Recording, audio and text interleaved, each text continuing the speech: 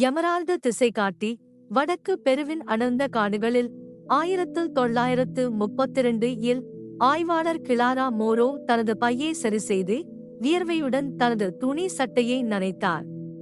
ஈரப்பதம் இரண்டாவது தோலைப் போல அவளைச் சுற்றிச் சுற்றியது. தங்கம், புகழ் அல்லது நினைவுச் சின்னங்களுக்காக அவள் இங்கு இல்லை.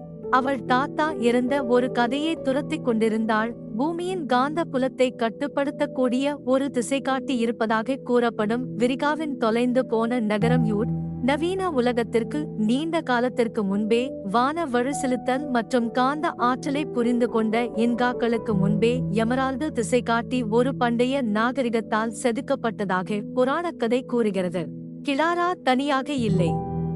அவளைத் தொடர்ந்து சில நாட்களுக்குப் பிறகு அவளுடைய முன்னாள் பயண கூட்டாளி போட்டியாளராக மாறியவர் நாஜிக்களுடன் ரகசியமாக பணியாற்றிய ஜெர்மன் தொல்பொருள் ஆராய்ச்சியாளர் டாக்டர் அண்டன் ராஷ்.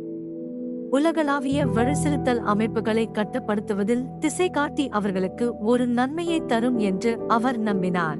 சிலந்தி இலை காகித தோலில் மை பதிக்கப்பட்ட ஒரு பழைய வரைபடத்தால் வழிநடத்தப்பட்ட கிளாரா, கொடிகளால் மூடப்பட்ட கோயில்களை கடந்து கொல்ல வடிவமைக்கப்பட்ட பொறிகளை தவிர்த்தார். விஷ ஈட்டிகள், இடிந்து விழும் பாலங்கள், ஜாகுவார் குழிகள், காடு உயிருடன் இருந்தது. அது பிடிக்கவில்லை. ஊடுருவும் நபர்கள். பாசி மூடிய ஒரு விளிம்பில் கிட்டத்தட்ட கால்களை இழந்த பிறகு கிளாரா ஒரு மறைக்கப்பட்ட குகையின் நுழைவாயிலை கண்டுபிடித்தார். விண்மீன்கள் செதுக்கப்பட்ட ஒரு கால் கதவு அவள் முன் நின்றது. காகிதத்தோல் குறிப்பது போல அவள் ஒரு கண்ணாடியை பயன்படுத்தி நட்சத்திரங்களை சீரமைத்தாள். கதவு திறந்தது. யூட் உள்ளே மரகத ஒளி அறையை குளிப்பாட்டியது. மையத்தில் தொங்கவிடப்பட்ட திசைகாட்டி காற்றின் நடுவில் மிதக்கும் ஒரு ஒளிரும் மட்டு மெதுவாக முனகியது.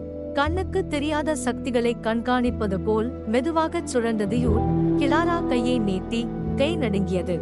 அவள் விரல்கள் கலைப்பொருளை தொட்ட தருணத்தில் காட்சிகள் அவளை நிரப்பின. பழைய உலகங்கள், நகரும் டெக்டோனிக் தகடுகள், காந்த புலத்தில் குறியிடப்பட்ட பண்டைய அறிவு. யூட் திடீரென்று காலடிகள் தோட்டா காற்றில் உறைந்தது. குகை நடுங்கியது. தரை விரிசல் அடைந்தது. கிளாரா குதித்து திசைகாட்டியை பிடித்து மறைவான சுரங்கப்பாதையில் மறைந்தாள். ஆண்டன் அலறி இருளில் விழுந்தாள். யூட் மீண்டும் காட்டுக்குள் நுழைந்த கிளாரா ஆழமாக மூச்சு விட்டாள்.